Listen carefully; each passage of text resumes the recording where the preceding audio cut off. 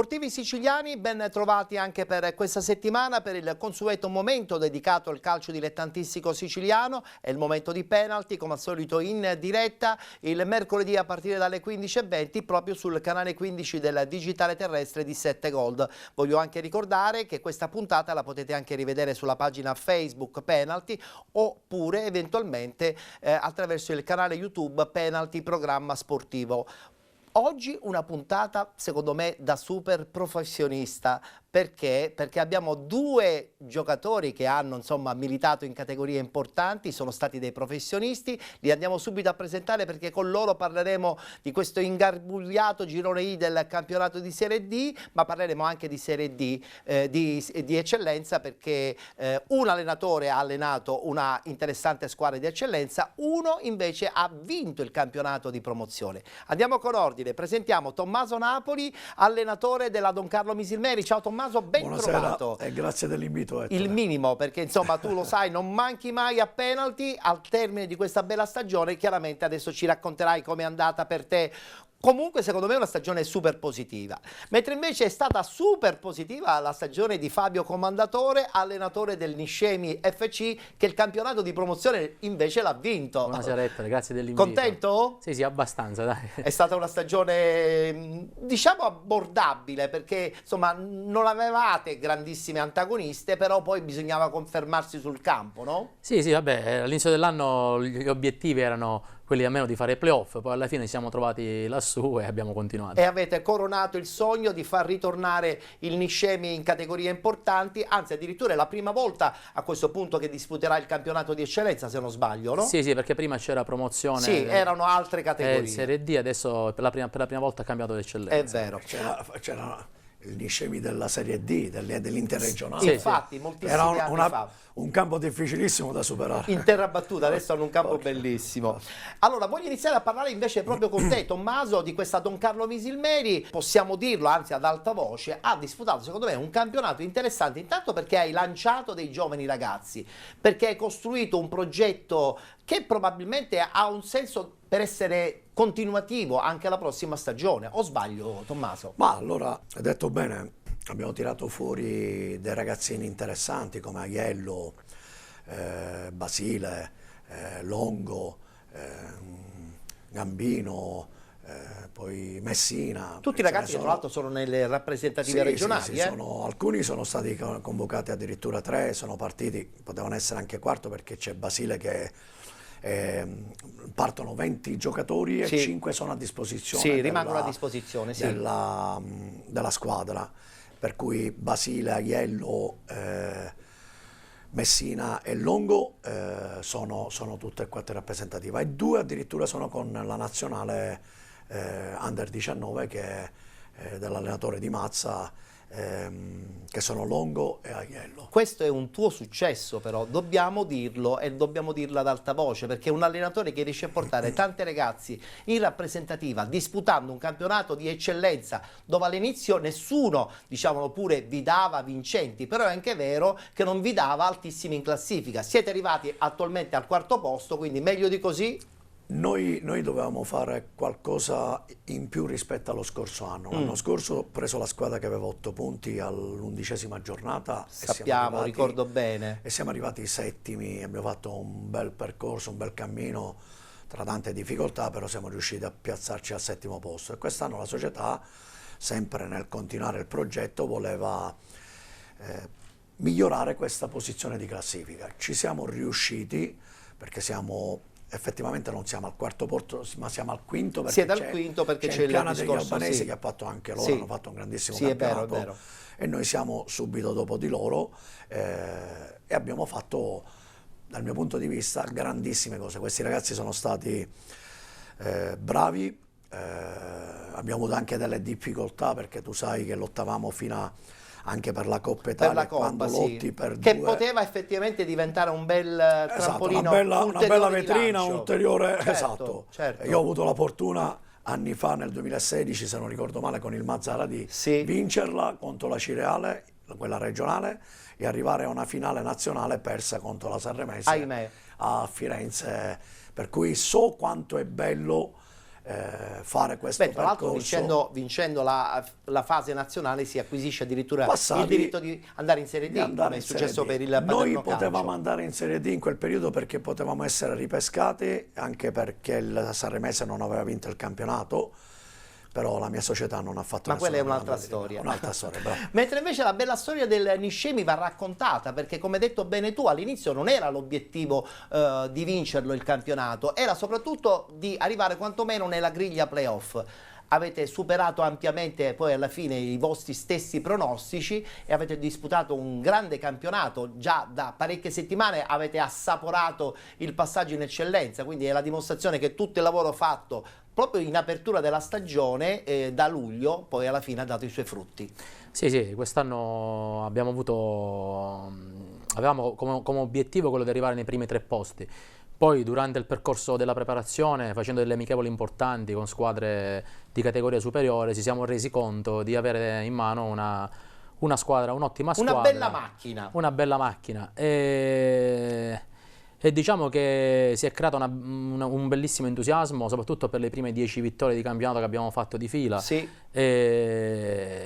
E da lì in poi i ragazzi hanno acquisito più consapevolezza dei propri mezzi e abbiamo continuato così. Quest'anno abbiamo fatto su 26 partite 23 vittorie, 2 sconfitte e un pareggio. Numeri altissimi. 93 gol in campionato, diciamo che meglio di così non poteva andare. sì, perché a Niscemi si è creato un ambiente sereno. C'è un ambiente dove l'assillo della vittoria non è la cosa fondamentale. E poi la ciliegina è stato finalmente la consegna di questo campo. Io penso che qualsiasi allenatore, quando può disporre di una struttura adeguata per fare gli allenamenti, ha già raggiunto il suo obiettivo di serenità mentale, no? Sì, perché quando hai un campo che poi effettivamente adoperare come vuoi tu, nei modi che vuoi tu e la qualità del campo stesso, insomma, è una cosa bellissima. Quest'anno abbiamo concluso con l'inaugurazione dell'impianto nuovo, Sì. dopo 2 anni, come tu ben sai, di pellegrinaggio, immagino, sì. Di allenamenti in campo a 5, in campo a 7. No,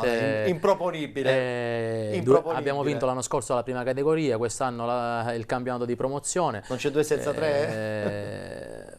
Ma diciamo che, ripeto, come ogni anno noi cerchiamo sempre di migliorarci, di trovare quei giovani giusti, che non abbiano grilli per la testa e che siano soprattutto delle brave persone.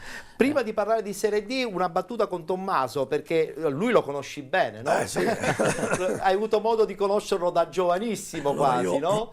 Lui in questo momento è un allenatore vincente, ha vinto il campionato di prima, ha vinto il campionato di promozione, adesso ti raggiunge l'eccellenza, se rimarrai anche tu in eccellenza. Tu hai parlato di super, ma qui di super non è, qua è stato sferico, perché io ho seguito da lontano le vicende di Fabio. Sì. La cosa bella è che oltre che a vincere giocano anche bene. È vero, confermo, li ho visti giocare quest'anno. Quindi... Che ha avuto anche tanti allenatori nel passato, quando eravamo a Gela, e lui era un centrocampista, per cui uno che doveva dettare i tempi delle giocate, per cui era uno... Cosa che fa la sua squadra, Esatto. che detta i tempi giusti. Esatto, non lascia niente di intentato. Mai. Quando uno ha una mentalità che prima di tutto vuole far capire alle squadre avversarie che vogliono giocare a calcio, poi alla lunga i risultati vengono. Che bel complimento, Fabio. Lo ringrazio, Tommaso, è stato troppo gentile. Era ragazzino, io ero un po' quasi nel finire della carriera. Della tua carriera. Però era un ragazzo. Fa piacere che poi, insomma, vedi che questo percorso da ragazzino insomma, si trasforma pian pianino con una crescita anche tecnica e di mentalità, facendo l'allenatore, io no? da ragazzino ho avuto la fortuna di primo allenamento, come ti dicevo prima, Sì. a 14 anni con la prima squadra c'era il mister Tommaso lo chiamo, e diciamo che ho avuto la fortuna di stare in contesti dove c'erano dei calciatori importanti come Tommaso, come Consagra, come... Certo. Stiamo parlando di nomi storici, nomi storici, dove già allenarsi con loro da parte mia era un sogno. Era scuola. Era un sogno, era scuola, li vedevi in televisione, perché Tommaso ha fatto categorie che non sono la Serie Lo C, sappiamo, categorie superiori.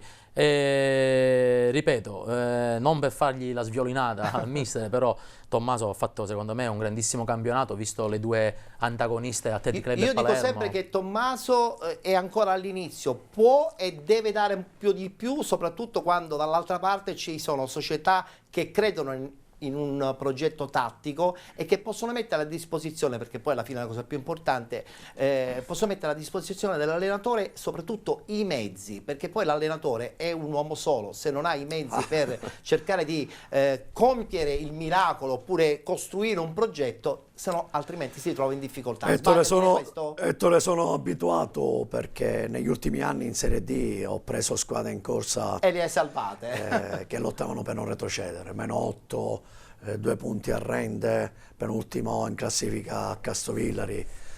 La prima cosa è che quando si entra negli spogliatoi, come ha detto Fabio prima, è quello di far capire a questi ragazzi che il calcio è di una semplicità unica. Se lo vogliamo non lo rendiamo troppo scientifico o complesso, sì. E giocare più semplice che si può giocare. E poi ci siete riusciti, E poi, ripeto, siccome dall'altra parte ci deve essere anche il materiale umano all'altezza della situazione, se hanno una grande predisposizione, ma lì è la società accettare, che deve incidere, no? Se la nel società, metterti a disposizione sì, il famoso materiale umano. E la società di solito tante volte, se cammina insieme all'allenatore, perché sappiamo che tante volte i giocatori si lamentano, soprattutto se non giocano, e se c'è una società forte, io ho una società forte sotto questo aspetto qui, allora si può cambiare, se no diventa, come hai detto tu prima, l'allenatore difficoltoso. Solo un uomo solo, come dicono a Coverciano, un uomo solo con la valigia in mano. Sempre in mano. Bene, dopo questa bella introduzione, dopo aver parlato giustamente del Niscemi che ha vinto il campionato di promozione e della bella stagione della Don Carlo Missilmeri, iniziamo ufficialmente la puntata parlando di Serie D.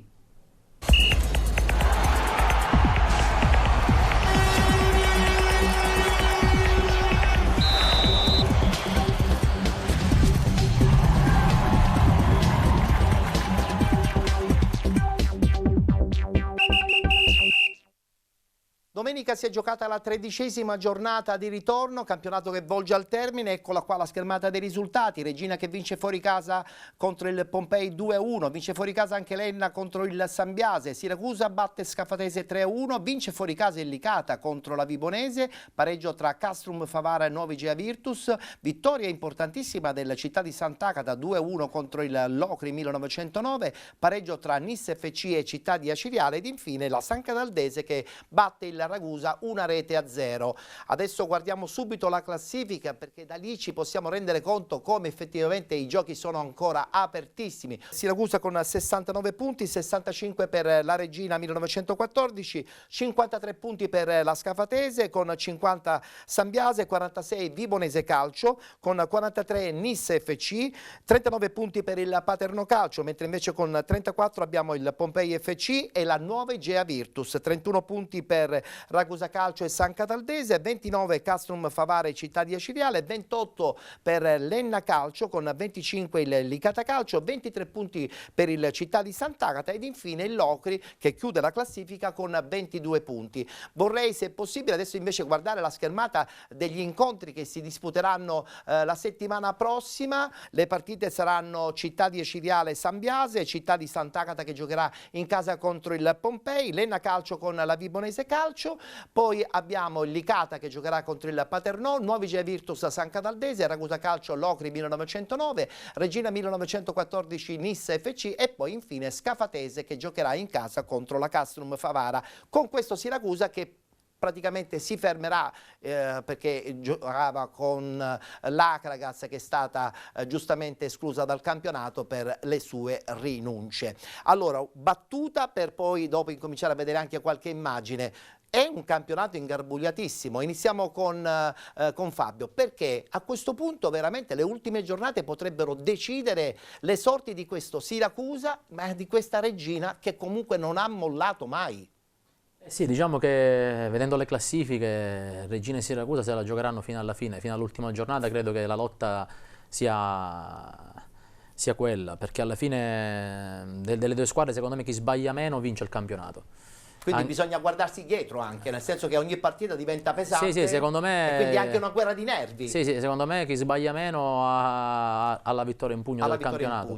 Poi per quanto riguarda la lotta non per i play-out, credo che lì sia... Ne parleremo con calma, perché lì, secondo me, anche lì è molto ingarbugliata la storia. La battuta invece sul Siracusa e sulla Regina la voglio sentire anche da Tommaso. Domenica c'è la possibilità, perché tu leggendo le partite, Siracusa si ferma. Ma la Nissa gioca in casa della Regina. La Regina ha la possibilità di accorciare da 4 a 1 punto. Sì, ma non è una partita facile. Conoscendo poi Giovanni Campanella sappiamo che venderà cara la pelle anche alla Regina. Quindi sarà però ha la anche possibilità di poter, se vince, arrivare a un punto di distacco. E a un punto, come ha detto Fabio, chi sbaglia meno vince. È una guerra di nervi allora. Quello sicuramente. Assolutamente. Sentiamo la battuta dell'allenatore proprio della Regina dopo la vittoria in casa del Pompei, 2-1.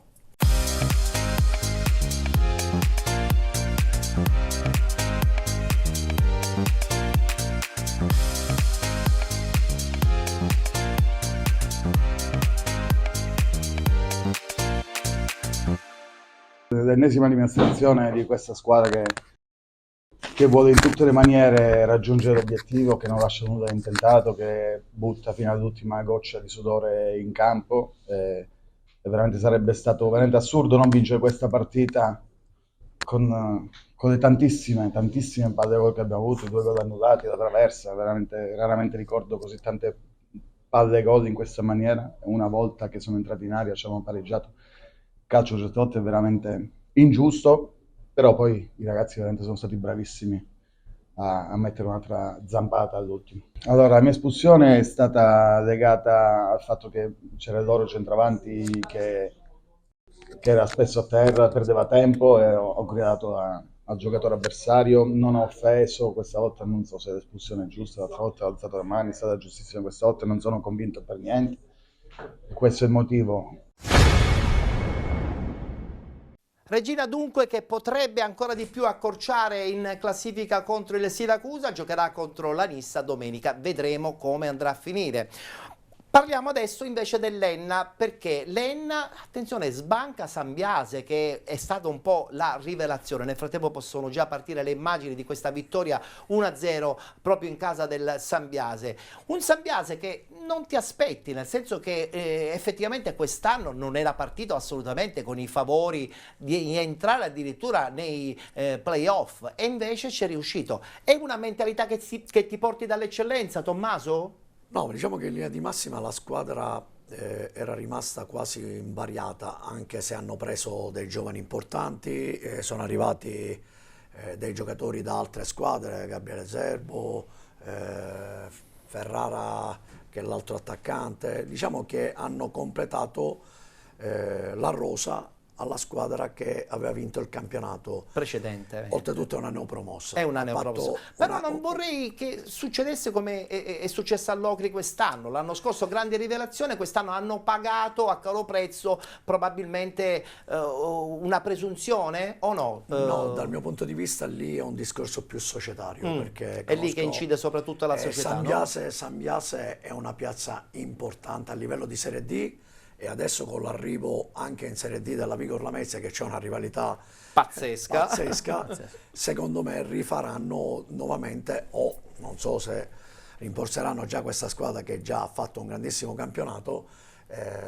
Io penso da vero e proprio antagonista della Vigor. Ripartiranno di nuovo di gran carriera. Poi il calcio lo sappiamo. Assolutamente. È bello perché ogni partita ha una sua storia. Fabio, invece quest'Enna è arrivato il nuovo allenatore da qualche settimana, è una vittoria pesante che insomma alimenta a questo punto forse la possibilità addirittura di sfuggire dai play-out. Sì, i 3 punti che hanno preso a Sambiase credo che siano dei punti importantissimi. Anche perché in pochi li hanno fatti. Sì, perfetto, perché il Sambiase fino a un certo punto del campionato lottava anche per il vertice, no? Sì. Fare il risultato lì credo che sia veramente, invece di 3 sono 6 punti secondo me. Assolutamente. Perché non tutte faranno il risultato a Sambiase, e credo che alla lunga secondo me Soprattutto questi 3 punti sono serviti anche per ricaricare un po' l'ambiente di Enna che insomma nelle ultime settimane era un po' scoraggiato, no? Perché quando tu non fai punti e vedi la tua classifica sempre insomma a scendere, poi l'ambiente non ti aiuta perché vorrebbero subito risolvere i problemi e invece poi i problemi non si possono risolvere soltanto con una partita, devi avere continuità e la Serie D se non hai continuità, questo penso che me lo può confermare soprattutto Tommaso che ci ha allenato, se non hai continuità insomma hai difficoltà poi. Costanza nel rendimento Costanza e tante volte anche il punto o magari 2 pareggi. Poi magari alla terza partita fai 2 vittorie, quei 2 pareggi diventano importanti. L'importante è muovere sempre la classifica. Sì, e soprattutto l'Enna che era una neopromossa e che era partita anche abbastanza bene, poi dopo l'uscita di scena di Pagana, con l'arrivo di Passiatore, che devi dargli sempre il tempo materiale mi sembra giusto, di conoscere un po' bene la squadra. Io dico che la vittoria, come ha detto Fabio, di domenica scorsa è una vittoria importantissima perché in questo momento vincere e soprattutto vincere con squadre importanti chiaro, alimentano energia interna. Sono punti importanti e te la puoi giocare. Se dai poi la costanza nel risultati, per cui risali la classifica e risucchi anche altre squadre che in questo momento la classifica. Il Ragusa che qualche settimana fa era fuori dai giochi, adesso con ora dei 31, risultati importanti 31 punti è stata risucchiata. È vero, certo, è logico. Siracusa che giocherà una partita relativamente facile settimana prossima perché giocherà, anzi non giocherà proprio, mentre invece l'attende una parte finale della stagione certamente molto impegnativa. Però è anche vero che domenica ha battuto la Scafatese che, diciamolo pure, e qui i miei ospiti me lo possono confermare, squadra a vincere. Una squadra a vincere. Quindi per porta a vincere casa il 3 punti pesantissimi, perché poi non credo che la Scafatese sia venuta a fare una gita a Siracusa. No. Che dici Fabio? No, secondo me no. Secondo me la Scafatese, ne parlavo prima con Tommaso, credo che era la squadra di quelle candidate per vincere. Forse ancora più della Vibonese. Il girone, secondo me sì. Però poi alla fine, come ha detto bene il mister Tommaso, in poche parole, se ci vuole continuità dei risultati, soprattutto in un campionato di Serie D dove vincere sempre non è scontato. Poi la prima può perdere con l'ultima e viceversa. E poi sottolineiamo anche una rosa pesante come quella del Siracusa, no? Cioè, dove l'allenatore si gira e dice vabbè c'ho l'imbarazzo della scelta per chi farà entrare anche a metà partita, no? E queste sono le scelte che poi ti aiutano a vincerla la partita se hai difficoltà in campo.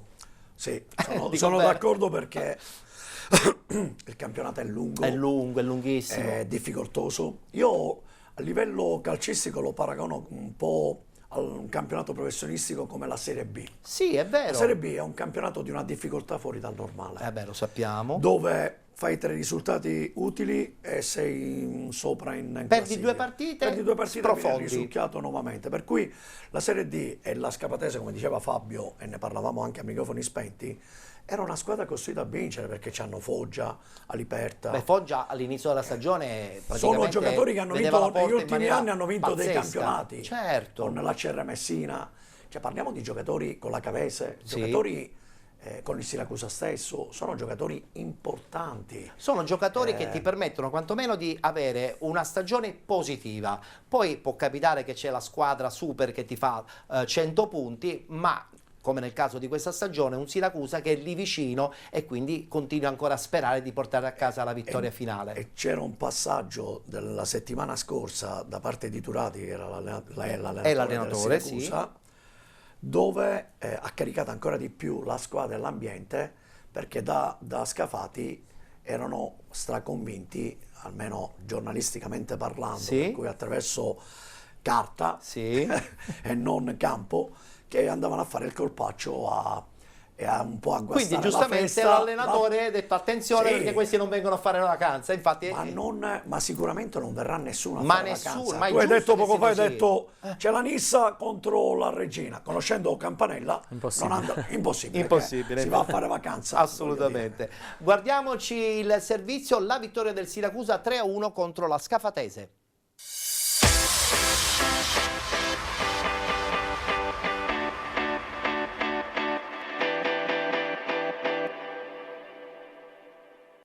Davanti ad oltre 4.000 spettatori il Siracusa batte la Scafatese, terza forza del campionato, per 3-1.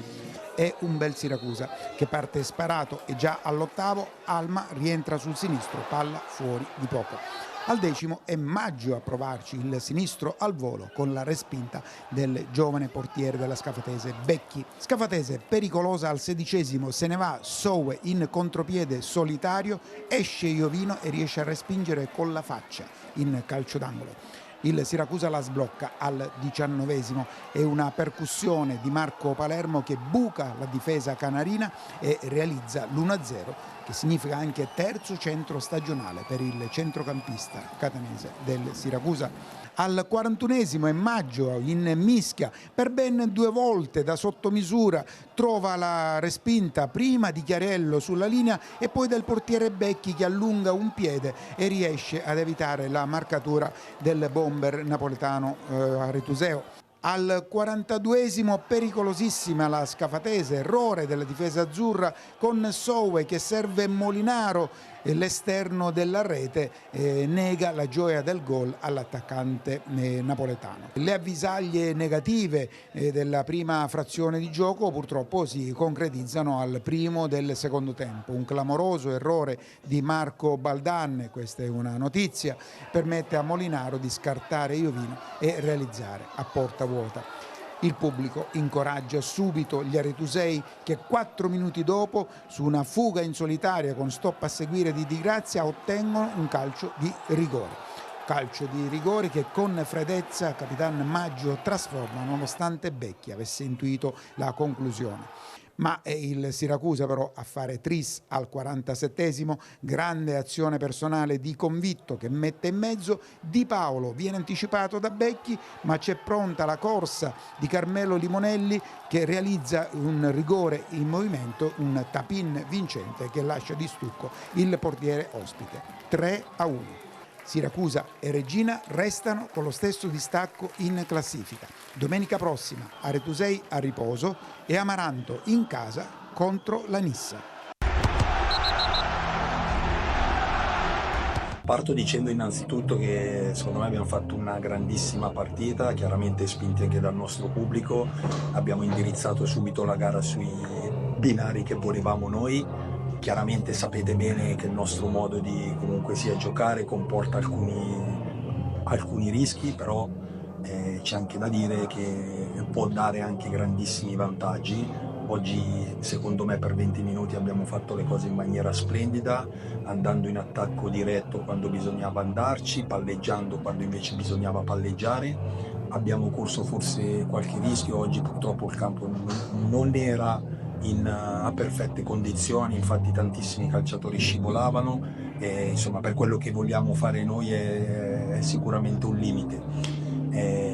Quello che fondamentalmente penso, il mio rammarico grande è che se avessimo chiuso il primo tempo in vantaggio di almeno 2 gol, sono strasicuro che per come avevamo preparato la gara, per come avevamo visto la Scafatese giocare in ogni singola partita, sapevamo che nel secondo tempo avremmo potuto palleggiare tanto e quindi fare bene, mettere in mostra le nostre qualità e fare una grandissima partita. Chiaramente l'aver chiuso il primo tempo in vantaggio di un solo gol ci ha un po' condizionato, poi quando abbiamo ripreso c'è stato quell'infortunio di Marco che sta facendo un campionato strepitoso, oggi ha commesso per la prima volta un errore e quindi chiaramente un po' di ansia ci è venuta, si è un po' sporcata la partita, ma penso che comunque sia stata fatta veramente una partita bella contro una squadra che, come diceva il suo allenatore, ha veramente dato il 300%.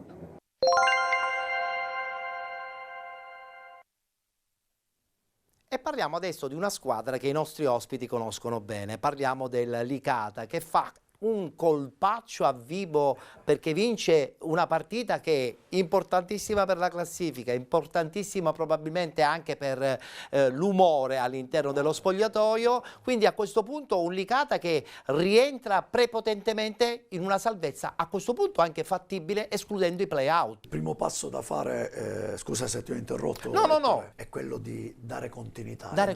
Domenica è una partita perché incontra un Il Paternò che non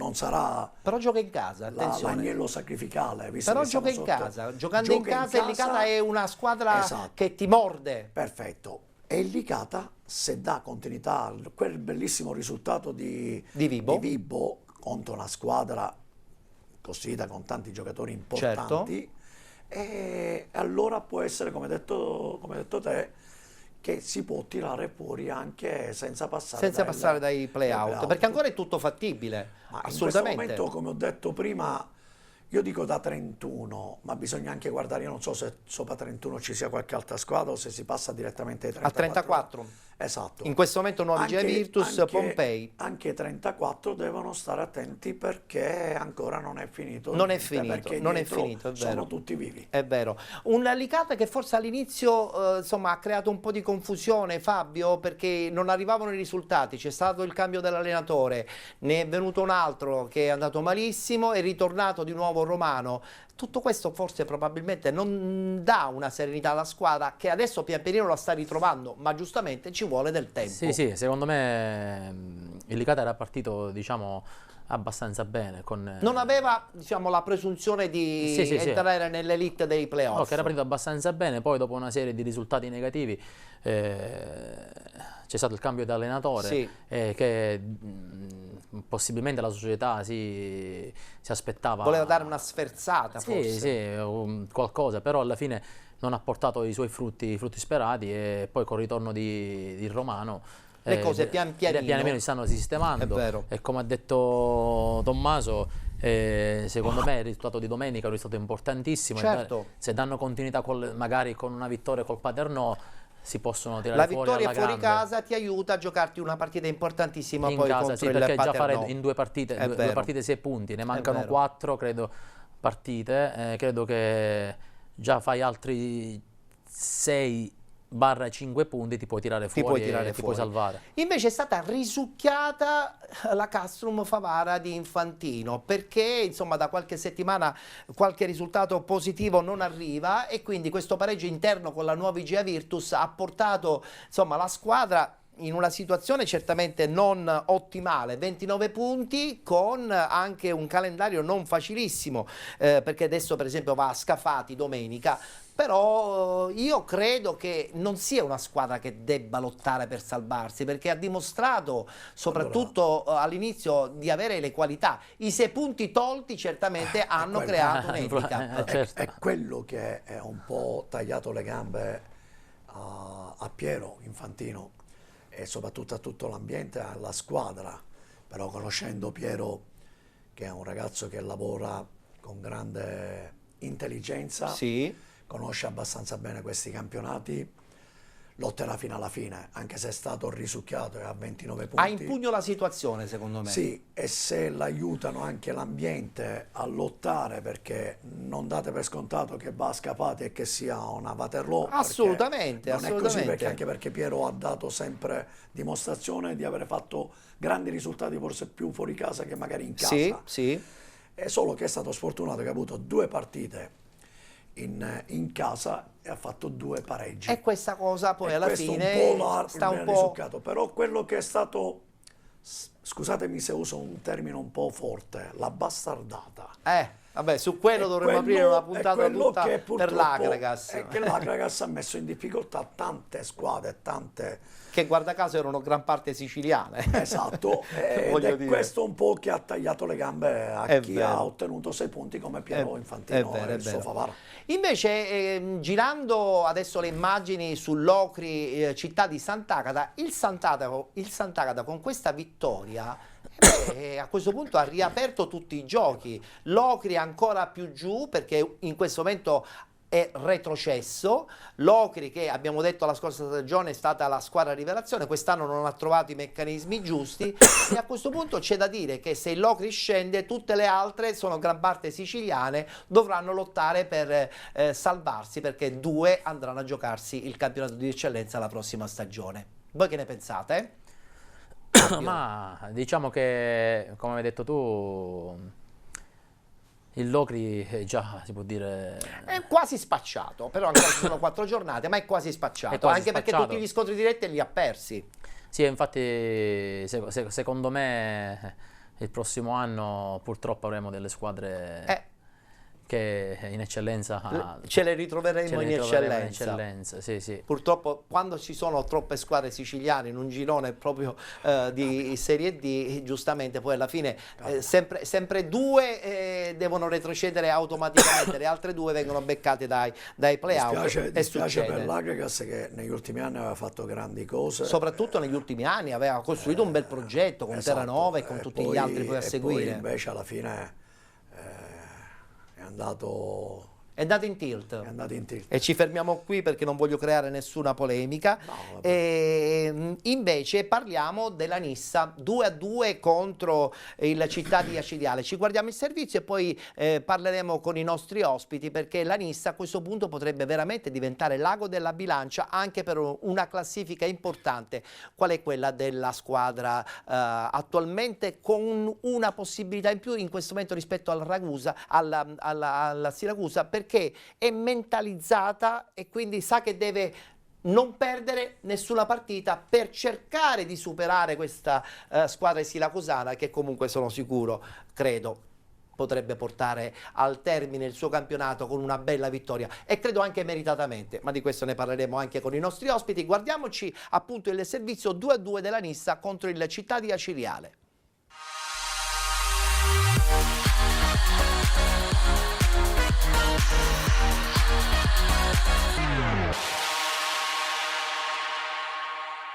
Zona playoff distante appena 4 lunghezze e tanta voglia di continuare a sognare il quinto posto. Questo è lo spirito in casa Nissa per la 30ª giornata del girone I di Serie D. Allo stadio Tomaselli di Caltanissetta i biancoscudati vogliono reagire dopo la sconfitta di Ragusa per 3-1. Avversario di giornata è l'Acireale, invischiata nella zona playout ma reduce da una lunga striscia di risultati positivi.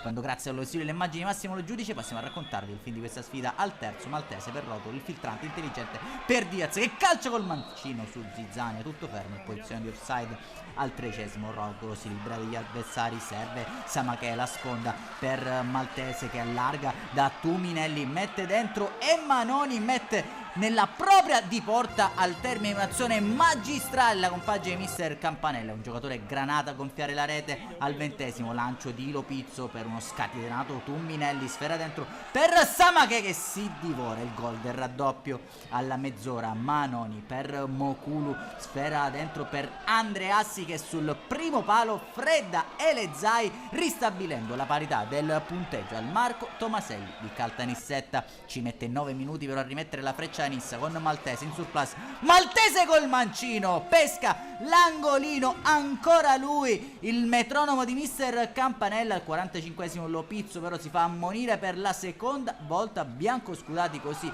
che resteranno in 10 uomini, inferiorità numerica per oltre una frazione di gioco. 55° palla centrale per Vasil che col destro impegna Elezai. 3 minuti dopo l'ora di gioco lancio di Maltese per Diaz che facilita la corsa di Rotolo che può penetrare in area di rigore, calciare col piattone, miracolo di Zizzania a salvare porta e risultato 68°. Ancora Basil ci prova col tiro a giro tra i più attivi dei Granata, non riesce a inquadrare il bersaglio grosso. 77°, Rotolo si libera bene, serve Bonanno che ha la chance per chiudere la partita col mancino, Zizzania si distende alla sua destra.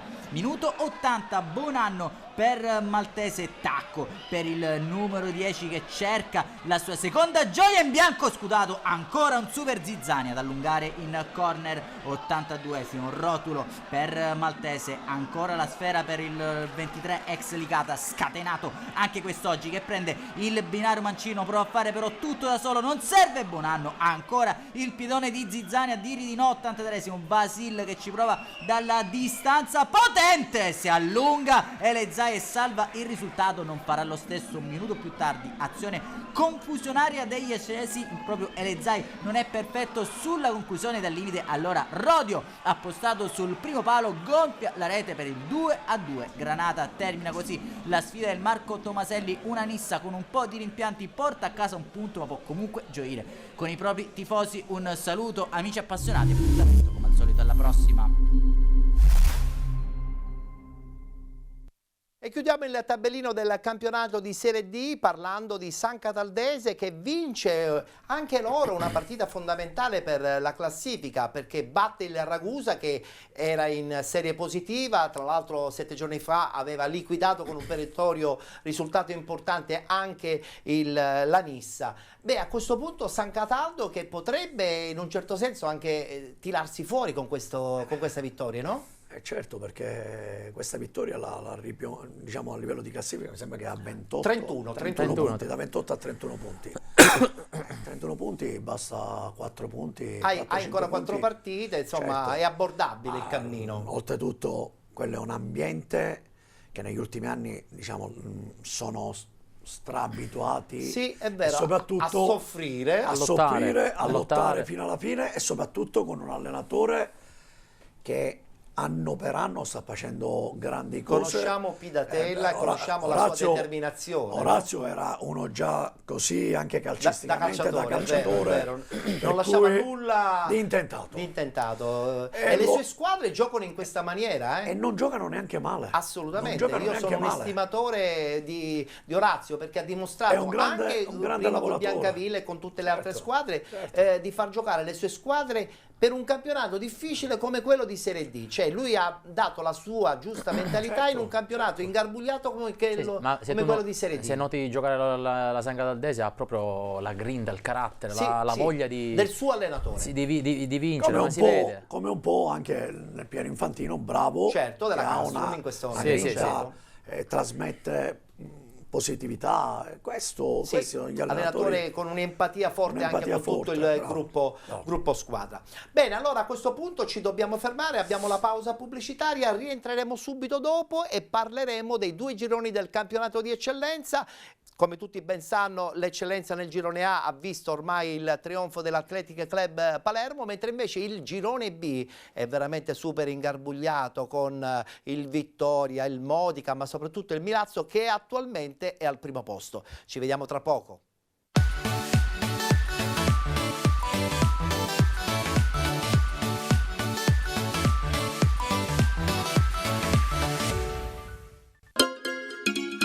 Benvenuti da Giada Immobiliare.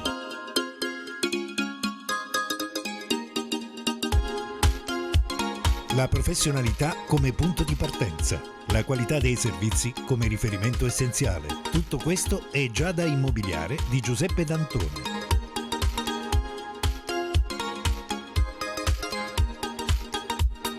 Servizi di compravendita ed affitti, supporto per concessioni mutui e consulenza finanziaria, ed inoltre assistenza a partecipazione ad aste giudiziarie e consulenza tecnico-legale. Giada Immobiliare, via Etnea 734, Catania. Info 095 61 74 981 oppure 095 61 74 973. Visita il sito con le nostre proposte www.giada-immobiliare.it. Giada Immobiliare, insieme a te per comprare e vendere.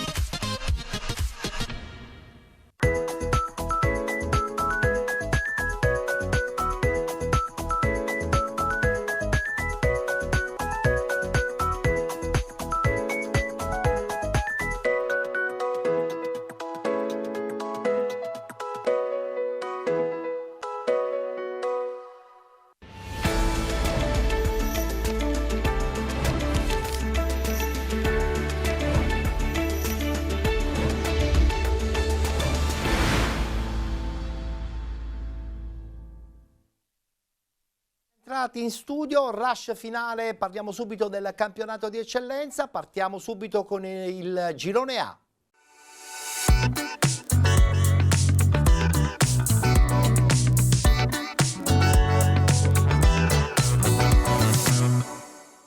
Eccola qua subito la schermata dei risultati della 14ª giornata, l'Accademia Trapani che perde contro l'Athletic Club Palermo 4-3, vittoria della città Città di San Vito Lo Capo, Folgore Castelvetrano che vince contro la Parmonval, vince anche il Marsala 1912, vince anche l'Oratorio Sancile San Giorgio contro il Castellammare 4-3. Fuori casa vittoria del Gela contro il Partinica Audace 3-1, pareggio tra Super Giovane Castelbuono e San Giorgio Piana ed infine il Casteldaccia che batte l'Unitas Sciacca per 2-0. Guardiamola questa classifica perché capiamo subito che a questo punto l'Athletic Club Palermo è matematicamente al campionato di Serie D che disputerà la prossima stagione. Athletic Club Palermo al primo posto con 74 punti, 68 Città di Gela, 53 Unitas Sciacca, 49 San Giorgio Piana, 43 Don Carlo Misilmeri con 40 punti, Marsala 1912 ed Accademia Trapani, 38 per la Parmonval,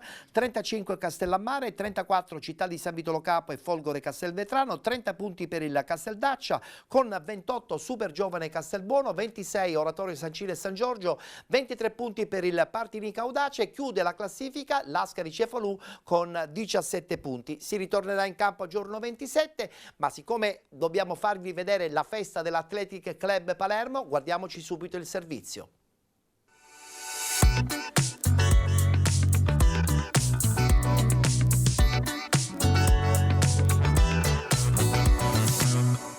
Benvenuti al racconto della 29esima giornata del girone A di eccellenza. Athletic Club Palermo che cerca l'ultimo mattoncino per costruire il sogno Serie D e lo fa in quel di Trapani al Sorrentino contro la formazione di mister Amoroso. Partono forte i nerorosa, qui Salazar trova l'inserimento di Mazzotta che con il sinistro pesca in area di rigore, Matera che schiaccia di testa, Mistretta devia il pallone ed evita il gol dell'1-0. I protagonisti sono gli stessi, l'esito è differente, qui il pallone di Salazar ancora a trovare l'inserimento di Mazzotta che con il sinistro cerca e trova Matera, deviazione con i difensori dell'Accademia Trapani, pallone che finisce in rete, gol dell'1-0.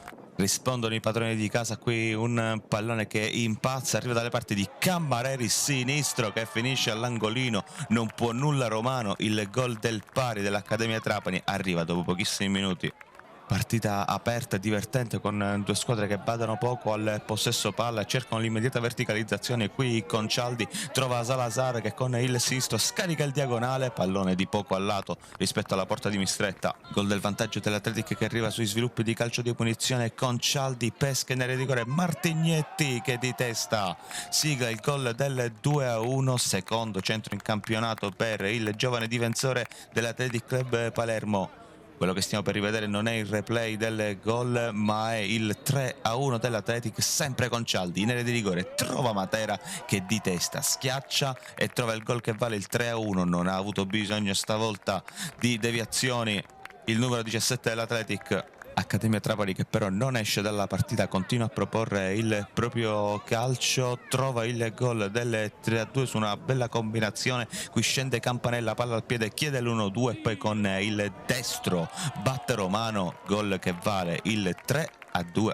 Viene fischiato un calcio di rigore per l'Accademia Trapani, opportunità del pari, Daguanno sul punto di battuta, fischia il direttore di gara, parte con il destro, il numero 10 dell'Accademia Trapani, colpisce il palo interno e poi più lesto di tutti Benivegna che di testa insacca in rete il gol che vale il 3-3. Con le immagini passiamo al secondo tempo, Salazar scodella in area di rigore, Micoli di testa, Mistretta si supera, poi Concialdi trova Matera che con il destro batte Mistretta, gol del 4-3 per l'Athletic che vede vicino il traguardo. Al triplice fischio e festa grande a Trapani, vince l'Athletic per 4-3 e questo vuol dire che matematicamente l'Athletic Club Palermo vince il girone A di eccellenza. Festa grande per i ragazzi di mister Filippo Raciti che hanno compiuto una grande impresa dopo 21 anni. Un'altra Palermitana accede alla Serie D.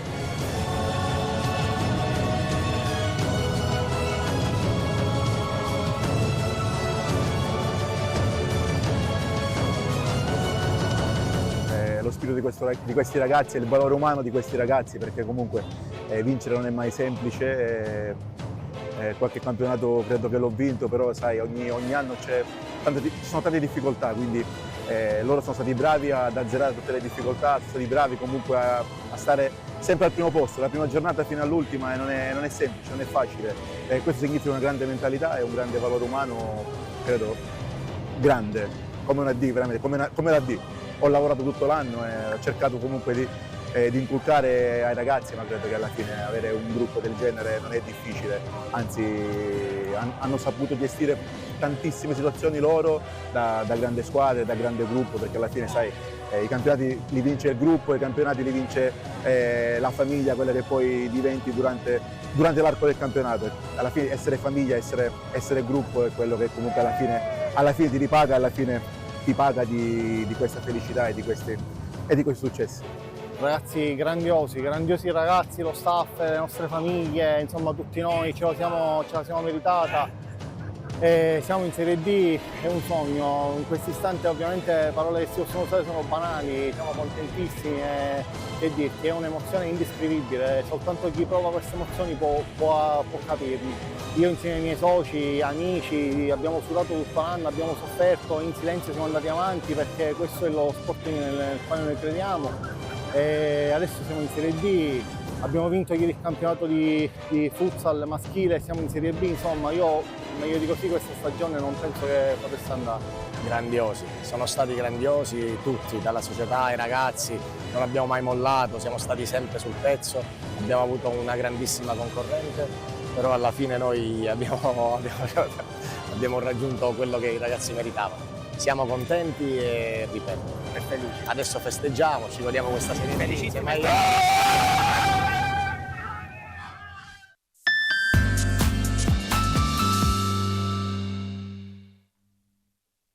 Mister Napoli, possiamo fare un applauso all'Athletic? Tu lo hai conosciuto, lo hai insomma incontrato.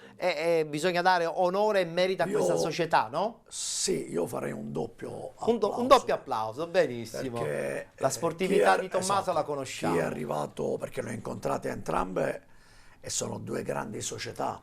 L'altra società, parliamo del Città di Gela.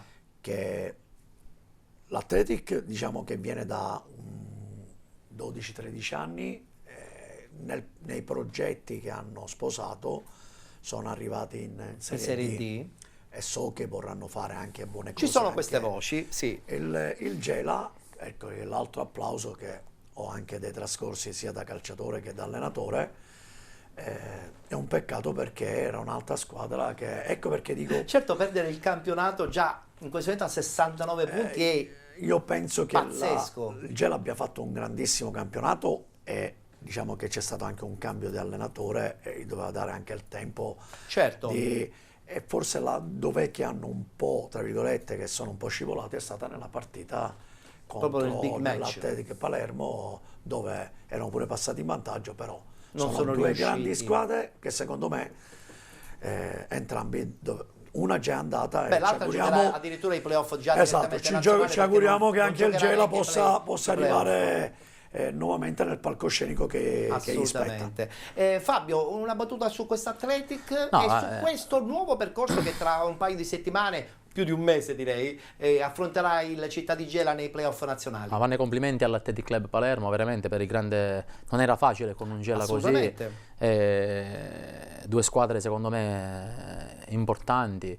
E dunque secondo me arrivare primo o arrivare secondo con due squadre così credo che sia quasi una vittoria del campionato. È vero. Perché veramente arrivare a 68 punti... Il distacco poi con tutte le altre, credo che sia... Certo. E poi faccio i complimenti anche all'Athletic Club perché c'è un amico mio fraterno, il direttore sportivo Clemente e Filippo Orlicidi, con cui ho giocato nelle giovanili regionali della Sicilia, no? Insieme, dunque faccio a loro i complimenti. Con la speranza che veramente che il Gela Facite allenatore vincente, ormai sta vincendo ogni anno, quindi con la speranza che il Gela possa vincere i playoff nazionali, perché lì c'è anche un amico mio fraterno Buonaffine, il direttore, e poi per tutta la società Gela, per l'ambiente Gela. Io sono di Gela, sono un tifoso del Gela. Importante, deve andare in Serie D, anche io condivido questo tuo pensiero.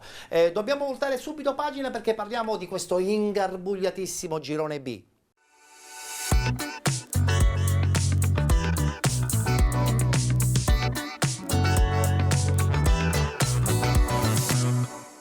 Diamo Diamo subito uno sguardo ai risultati di domenica, ancora una volta sorprendenti. La vittoria del Città di Avola 2-0 contro l'Aci Sant'Antonio, vince il Vittoria 7-0 contro il Città di Misterbianco, vince anche la Ionica FC contro l'Imesi Atletico Catania, vince anche il Milazzo 2-0 contro la Leonfortese, mentre invece pareggia il Modica 0-0 contro il Gioiosa. Mazzarone Calcio batte Nebros 2-1, vince il Real Siracusa Belvedere 2-1 contro la Leonzio 1909 ed infine l'SC Palazzolo che vince 2-0 contro il Rosmarino. Guardiamo subito questa classifica perché ci possiamo rendere conto che effettivamente l'ultima domenica sarà certamente importantissima. Milazzo 63, Modica 61, Vittoria 60, Città di Avola 55, 51 Nebros, 38 Imesi Atletico Catania ed SC Palazzolo, 37 Gioiosa Leonzio 1909, 35 Rosmarino, 34 Ionica, 33 Leonfortese, 31 Mazzarone, con 25 il Città di Aci Sant'Antonio, 24 Real Siracusa Belvedere, ultimo il Città di Misterbianco con 6 punti.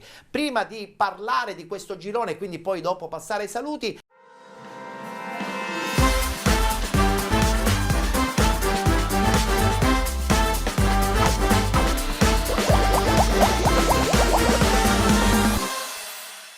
nell'ultima gara casalinga del campionato la capolista Milazzo non concede sconti nemmeno alla Leonfortese che piega per 2-0 e grazie al concomitante pareggio interno dell'altra capolista il Modica che non va oltre lo 0-0 contro il Gioiosa, i rossoblù di Angelo Bognanni a una giornata dalla fine volano solitari in testa al girone B di eccellenza con 2 punti di vantaggio proprio sui modicani. Il Milazzo parte forte e dopo 4 minuti mette subito le cose in chiaro quando Corso con una fantastica punizione fa 1-0 per i suoi e terza rete in campionato. I rossoblù spingono il piede sull'acceleratore e al 13° raddoppiano con la spada, bravo a mettere in rete il 2-0 Milazzo e che gli vale come 15ª firma in campionato, la seconda consecutiva dopo quella di domenica scorsa contro l'Avola.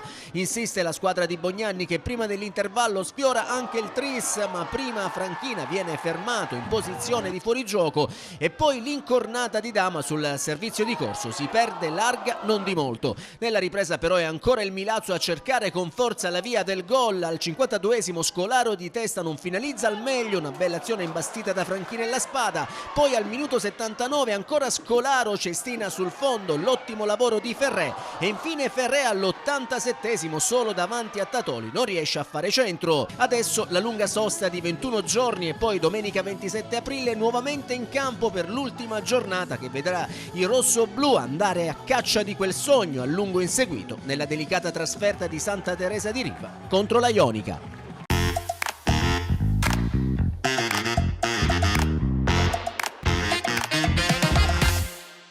I meriti di questa stagione che stiamo portando avanti vanno, come dico sempre, ai miei splendidi giocatori, un gruppo di uomini, un gruppo di gladiatori, un gruppo di eroi che sta cercando dal primo giorno di lottare, cercando di raggiungere un obiettivo straordinario, un obiettivo bello, intenso, però ancora non abbiamo fatto niente. Rimangono 90 minuti di passione, 90 minuti di sacrificio, 90 minuti di combattimento sportivo. Sto bene come la squadra.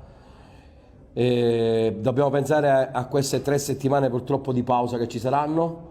Dobbiamo lavorare forte, dobbiamo tenere massima concentrazione, dobbiamo tenere la barra dritta, con umiltà, con voglia, con determinazione, perché ancora non è scritto niente, non c'è niente, dobbiamo solo lavorare a fondo, ricordandoci degli enormi sacrifici che stiamo facendo, perché stiamo facendo tutti enormi sacrifici, una società che ci avvicina, una grandissima tifoseria che dopo tanti anni ha riacceso un entusiasmo straordinario, una tifoseria che tutta la Sicilia vorrebbe avere, noi ce l'abbiamo, anche oggi sono stati straordinari dal primo al 96°, e soprattutto i meriti, come dico sempre, vanno a questi splendidi giocatori che stanno facendo qualcosa di straordinario, un gruppo di eroi che sta lottando dal 29 luglio e ancora non abbiamo fatto niente. Lottiamo, abbiamo un'altra partita giorno 27 in casa, fuori casa, in casa della Ionica, e vediamo quello che succede. Siamo ai saluti finali, la battuta la dobbiamo fare anche su questo girone B e chiedo ai miei ospiti in 30 secondi di capire se questo Milazzo ce la farà oppure no.